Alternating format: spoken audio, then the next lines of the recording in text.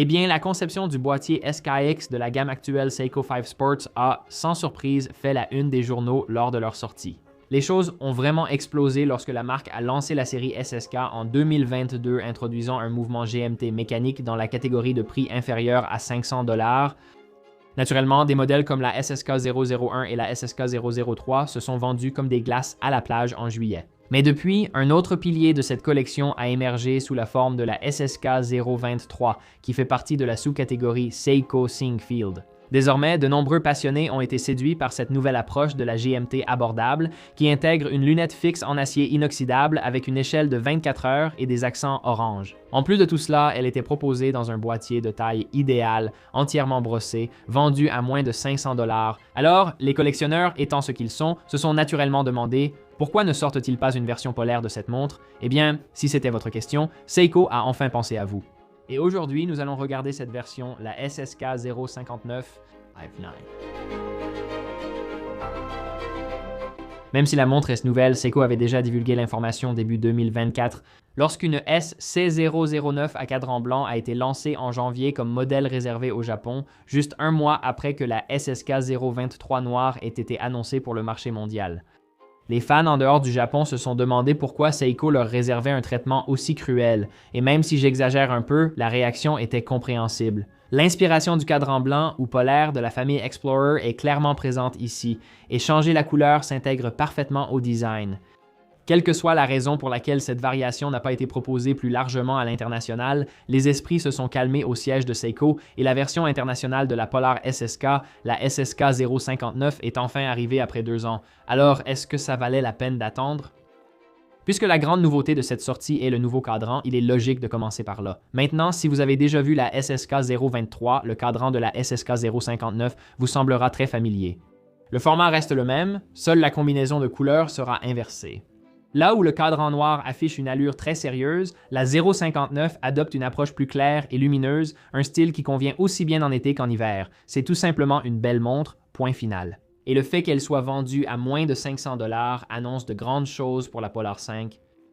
Le cadran présente une finition blanche mate légèrement grisée, un fond givré pour ce chemin de fer des minutes qui ressemble presque à de l'ardoise.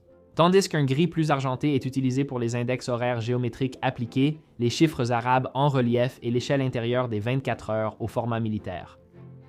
Le logo Seiko en relief et le logo Superman 5 sous le 12 sont également réalisés en argenté, tout comme la mention automatique au-dessus du 6, tandis que le GMT est imprimé en dessous dans un rouge orangé éclatant. Il y a un cadre argenté entourant la fenêtre de dates biseautées peu profondes, offrant un peu plus de détails et de relief. Et en ce qui concerne la lisibilité nocturne, Seiko a fait un choix étrange en n'appliquant pas de matière luminescente sur les chiffres arabes, mais seulement les petits points situés à l'intérieur des index carrés et triangulaires aux extrémités du cadran. La luminosité de la matière luminescente est exceptionnelle comme d'habitude chez Seiko. Cependant, en raison de l'espace limité, la présentation est en deçà de la norme de la marque. Néanmoins, le Lumibrit à l'intérieur des aiguilles et crayons fonctionne très bien et reste facile à lire. L'aiguille GMT orange est très lumineuse, alors que celle des secondes à pointe fléchée l'est un peu moins. Peut-être est-ce la teinte orange des aiguilles, mais cela donne vraiment un aspect vintage au cadran, rappelant les classiques de la fin des années 60 et du début des années 70. Donc, si vous pensez que le bon vieux style reste imbattable, cette Seiko 5 va vraiment vous plaire. L'esthétique fonctionnelle, la lunette fixe et la finition entièrement brossée contribuent toutes à raviver ce sentiment vintage.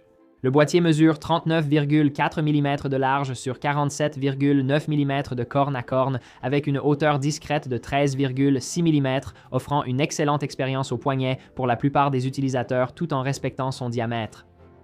Le brossage circulaire à l'avant du boîtier se prolonge horizontalement sur les côtés, renforçant l'esprit montre-outil.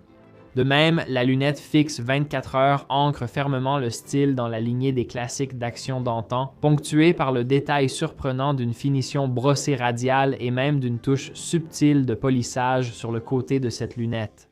Au final, c'est le seul aspect de ce boîtier qui semble supérieur au reste de la présentation et il donne vraiment l'impression de valoir son prix, voire plus, par rapport au reste de la montre. D'autres atouts s'ajoutent comme les cornes percées, une couronne non signée à 3 heures de type poussoir au profil bas et à la bonne prise en main, ainsi qu'une étanchéité de 100 mètres.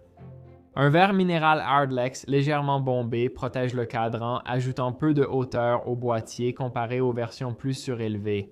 Maintenant, ce léger bombé ajoute tout de même une certaine ambiance qui va probablement plaire à ceux qui ont déjà adhéré à ce design rétro. Ce verre Hardlex sera bien meilleur que le saphir pour gérer les reflets. En revanche, il sera moins résistant aux rayures. Là où la gamme Seiko Sync Sports est leader dans de nombreux domaines, un aspect où ces montres semblent un peu plus en accord avec leur prix, c'est le bracelet. Cependant, celui-ci est, je dirais, correct et s'accorde bien avec l'ensemble. J'aime beaucoup plus celui-ci que certains autres bracelets Seiko, rien que la finition brossée et le design des maillons fins. Il s'intègre vraiment bien et correspond parfaitement à l'ensemble. Les maillons ajustés par goupilles pleines sont plus solides que ceux des anciennes Seiko Sync, mais ce sont en réalité des maillons brossés uniques couvrant toute la largeur du bracelet et non 5 maillons séparés. Illusion astucieuse et visuellement réussie. Cependant, c'est la boucle qui va révéler le plus clairement les mesures d'économie avec sa construction entièrement emboutie et ses 4 trous de micro-ajustement qui nécessiteront des outils pour être réglés. Les 2 boutons poussoirs et le verrou rabattable signé offrent une sécurité rassurante. Je n'ai jamais senti qu'ils poseraient un problème. Et si vous avez envie de changer, les cornes percées et la largeur de 20 mm vont rendre le remplacement du bracelet très facile. Les Seiko 5 sont appréciés depuis longtemps pour de nombreuses raisons. Et l'un des atouts de la génération précédente était la légendaire durabilité des calibres SEPT-S26 utilisés dans une grande partie de la gamme. Bien que cela soit anecdotique, j'ai entendu et vécu d'innombrables cas de Seiko bien portés dont le modeste calibre SEPT-S26 bat toujours après plus de 20 ans sans entretien. Ce n'est cependant pas quelque chose que nous recommandons. Avec la fin de la gamme Seiko 5 de l'ère du logo Shield, sans parler de l'arrêt du modèle de plongée SKX très apprécié des collectionneurs, le successeur actuel du calibre SEPT-S est la série 4R. À l'intérieur de la SSK 059 se trouve le calibre 4R34, une variante GMT de bureau avec date uniquement, qui dispose d'une aiguille de 24 heures réglable indépendamment. Beaucoup d'encre a coulé au sujet du mouvement 4R34, mais il a réellement créé un tout nouveau marché pour les clients GMT, et cela ne peut pas être exagéré. Avant que Seiko ne sorte ce mouvement, une GMT mécanique à moins de 500 $ provenant d'une grande marque n'existait tout simplement pas. Voici les spécifications du mouvement. Avec une fréquence de 3 Hz, 21 600 alternances heure, il possède le stop seconde, le remontage manuel, 24 rubis et une réserve de marche moyenne de 41 heures. Le stop seconde s'active en tirant la couronne à fond. Maintenant, Seiko annonce une précision de ses mouvements comprise entre plus 45 secondes et moins 35 secondes par jour, ce qui est assez conservateur étant donné que les exemples sur le terrain offrent généralement de bien meilleures performances. Cela dit, Seiko ne sera pas réputé pour ses tolérances de précision serrées à ce niveau de prix. En somme, des spécifications Seiko typiques, mais à ce prix, vous profitez d'un mouvement manufacture parmi les plus répandus du marché. Ils ne sont peut-être pas impressionnants, mais vous pouvez les admirer grâce au fond de boîtier transparent. Très bien, maintenant, déballons un peu, parlons un peu plus de cette SSK 059 et partageons quelques-unes de mes réflexions. J'ai donc été un grand partisan des GMT de la série SSK de Seiko et de la collection Seiko 5. Ce qui est vraiment étrange, c'est que les gens sont très attentifs au prix lorsqu'ils regardent les modèles Seiko 5, mais pour nous, et je pense pour eux aussi, les Seiko 5 qui se vendent le mieux sont en fait les plus chers. C'est la Seiko 5 GMT, et je pense que cela montre pourquoi ces montres occupent une position si difficile à battre, et nous en avons parlé tout au long. Ce sont ces montres qui ont permis d'avoir une 500 $ accessible au grand public pour moins de 500 $ de façon constante. Maintenant, quand nous avons vu la SSK 023, elle n'allait jamais supplanter le succès des autres SSK GMT avec leurs lunettes bicolores.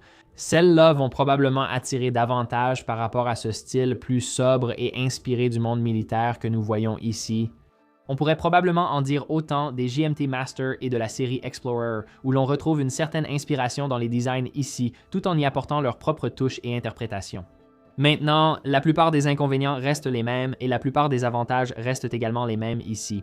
Je pense que le principal point à souligner avec ces montres, c'est peut-être que le bracelet n'est pas aussi bon, mais c'est surtout le fermoir sur ces modèles. En fait, j'aime bien les bracelets de cette série Field 5 par rapport à certaines autres montres de la série 5 qui existent. La luminescence pourrait être un peu plus forte par rapport à ce à quoi vous êtes habitué avec Seiko, mais la barre est très haute chez Seiko et c'est plutôt parce qu'ils n'utilisent pas autant d'espace.